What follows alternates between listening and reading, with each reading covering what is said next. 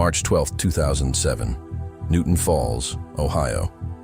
Population, just over 5,000 people. A man is dead.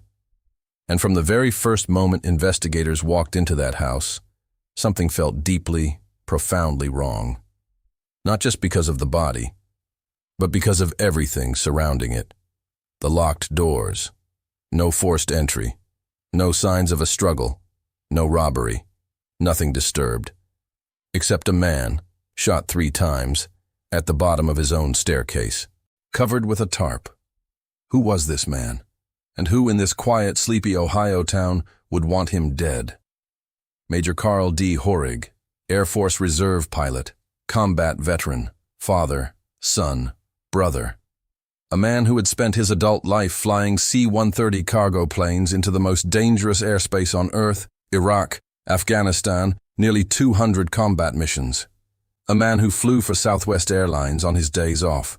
A man his friends described with one word, over and over again. A fearless man, killed in his own home. 3 shots, 2 in the back, 1 in the head. You don't shoot a fearless man in the back unless you catch him off guard, unless he never saw it coming. The question that would consume investigators, a family, 2 countries, and more than a decade of legal battles was not what happened in that house. The forensics made that brutally clear. The question was, who? And the answer, when it finally came, would shock almost no one. Except it took 12 years to prove it. When a man is murdered, investigators start with the basics. Who had motive? Who had access? Who had something to gain? Karl Hoerig had no known enemies in Newton Falls. Nobody with a grudge. Nobody who'd threatened him. He hadn't testified against anyone. He wasn't in debt to dangerous people. He didn't gamble. He didn't run with a bad crowd. But here's what investigators had to consider. This man operated in 2 very distinct worlds. The military, where he knew classified information, flew sensitive missions, moved personnel and cargo in active war zones. And commercial aviation, where he interacted with thousands of people, flew international routes, and worked inside one of the most security-conscious industries on the planet. Could this be connected to something bigger? A mission? Something he'd seen overseas? Someone he'd transported? In the immediate aftermath, investigators couldn't rule it out. And there were other questions too, darker ones. Karl Hoerig had been married before. His first wife, Rhonda. Amicable split, they co-parented well. But divorce is messy. People get hurt. Could someone from his past have harbored something? Some resentment that festered for years? What about his romantic history? Karl had dated extensively after his first divorce. 3, sometimes 4 different women a week, for months. Could someone from that world be involved? A jealous ex? A confrontation that escalated? On paper there were threads, and investigators pulled on every one of them. Every single thread led back to one place. The house Karl Hoerig shared with his second wife. Her name was Claudia Cristina Sobral, born in Brazil, came to New York City in 1989, married a prominent doctor, became an American citizen in 1999, divorced, and then, in 2005, met Karl Hoerig on an internet dating site. 6 months after they met, they were married. Las Vegas. Fast. Too fast, some said. People say that about a lot of weddings. Nerves, cold feet, it doesn't mean anything, right? The marriage deteriorated quickly. By 2006 and into early 2007, Karl had been confiding in close friends. He was planning to file for divorce. He was done. Now here's where investigators started paying very close attention. Because in the days just before March 12, 2007, a series of events unfolded that, individually, might each have an innocent explanation. But together? Together they painted a very different picture. Item 1. Days before the murder, someone purchased a .357 Magnum handgun. Item 2. A laser targeting sight was purchased to go with it. Item 3. $9,000 was transferred out of Karl's joint bank account. And item 4. An international plane ticket. Destination, Brazil. All of these items, the gun, the scope, the money, the ticket, were connected to one person in Karl Hoerig's life, his wife. But here's the thing. Investigators knew this immediately. The family knew this immediately. Paul Hoerig said he knew the moment he heard his brother was dead. And yet, Claudia Hoerig would not stand trial for 12 years, because it turned out. The most complicated part of this story wasn't figuring out who killed Karl Hoerig. It was everything that came after. By the time police found Karl's body, Claudia was already in the air. She had not called 911. She had not called Karl's family. She had not called anyone.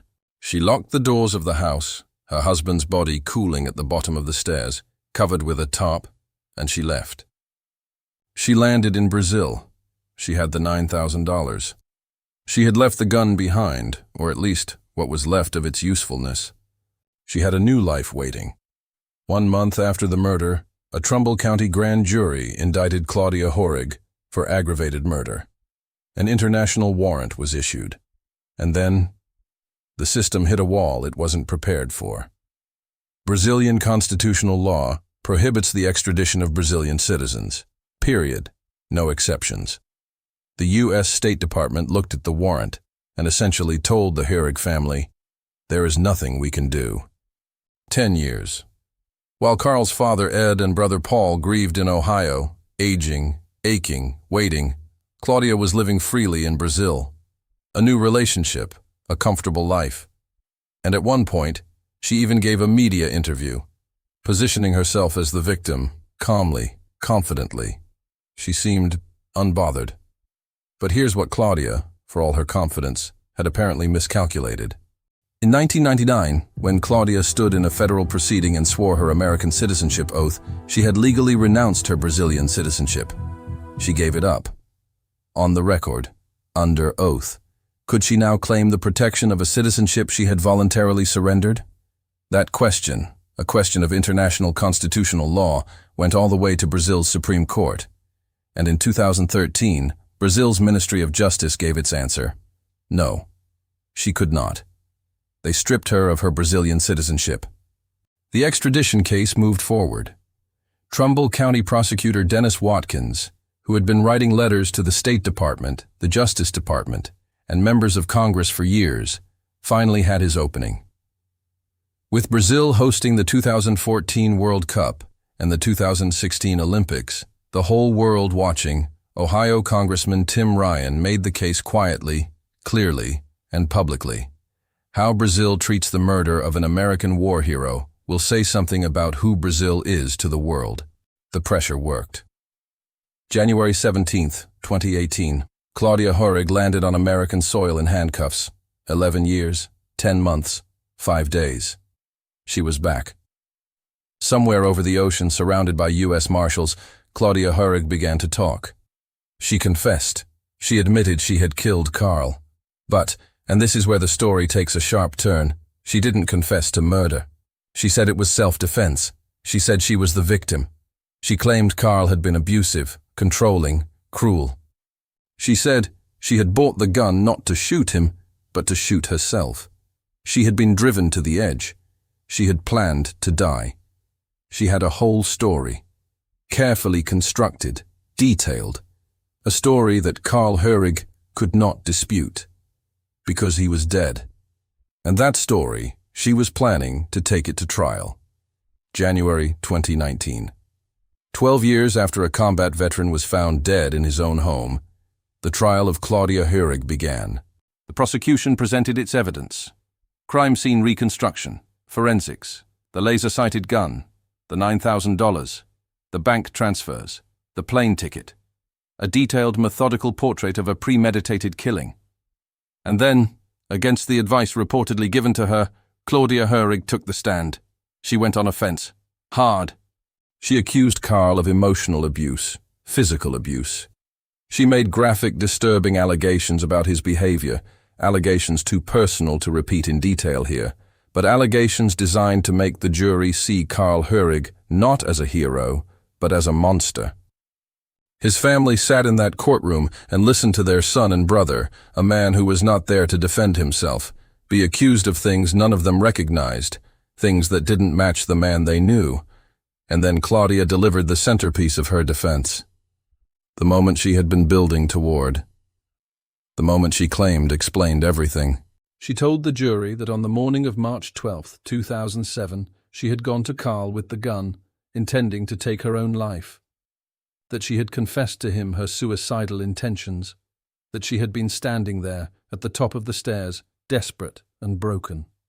And she said that Karl, the man his friends called generous, warm and kind, had looked at her and said, "Do it in the basement, so you don't get blood on my paintings." If he hadn't said that, she told the jury, I would be dead, and he would be alive. It was a stunning moment, and the prosecution was ready for every word of it. Prosecutors didn't just challenge Claudia's story, they methodically dismantled it, piece by piece. If you buy a gun to kill yourself, why do you also buy a laser targeting sight? A scope that helps you aim at a target? You don't need precision aim to take your own life. You buy a laser sight because you are planning to point it at someone else, and you don't want to miss. If this was a spontaneous, unplanned act of passion, a woman who snapped, why had she transferred $9,000 out of the account days before? You don't spontaneously transfer your marital funds before you snap. You transfer them when you know you're going to need them, when you're going somewhere. And the shots themselves told a story that no defense argument could rewrite. Karl was shot twice in the back. In the back. He was walking away from her. He was not threatening her. He was moving away. Then, and the crime scene reconstruction made this brutally clear, she followed him down those stairs and shot him again. In the side of the head, close range. 2 shots in the back, then chase him down, then 1 in the head. That is not a woman who snapped. That is a woman with a plan. And then there was the question of the tarp. After Karl was dead, Claudia covered his body with a tarp. Then she locked the doors. Then she left. She didn't call for help. She didn't call 911. She didn't call his parents. She didn't call anyone. She covered the man she claimed she loved with a tarp, like he was furniture, like he was something to be dealt with later. And she walked out. After 8 days of testimony, 12 years of waiting, the jury deliberated. The verdict, guilty of aggravated murder, requiring the jury to find prior calculation and design.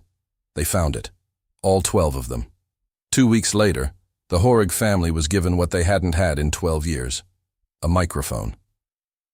Paul told the court that when Claudia fled to Brazil, that act alone told everyone everything about her character.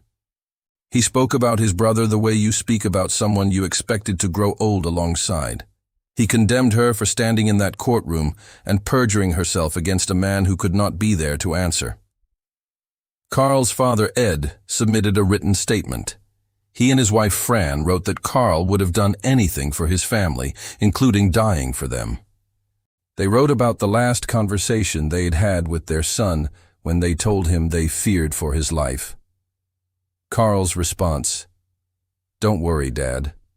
I got this." When asked afterward what he would say to Karl, now that it was over, Ed Hoerig couldn't finish the sentence. Claudia Hoerig declined to make a statement. She said only that the media had misquoted her. Judge Andrew Logan sentenced her to life in prison with first parole eligibility in February 2044. 28 years minimum. Due to the extradition agreement with Brazil, the agreement that was the only way to bring her back, she cannot serve more than 30 years total. The price of getting her home. The family paid it without hesitation. Claudia Hoerig appealed. Of course she did. State courts, federal courts, arguments about insufficient evidence, arguments about her constitutional rights, arguments that she had snapped, not planned, that it was passion, not premeditation. Every court said the same thing. In October 2025, the United States Supreme Court refused to hear her case. Every door, in every court, in the most powerful legal system in the world, closed. The conviction stands, permanently, irrevocably. Here is what we know about what happened in that house. A man who survived 2 wars, nearly 200 times into enemy fire, came home to his quiet Ohio town, to his ordinary house on an ordinary street. And someone who knew him, someone who slept beside him, someone who had looked him in the eyes and said, "I do," in a Las Vegas chapel, waited for the right moment.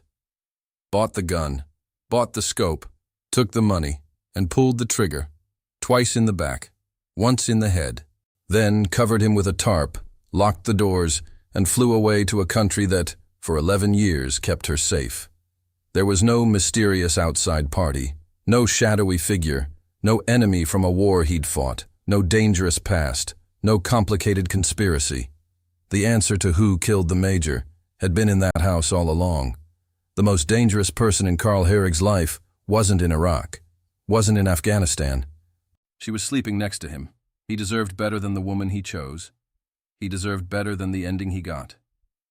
Major Karl D. Hoerig survived 2 wars, should have survived his marriage.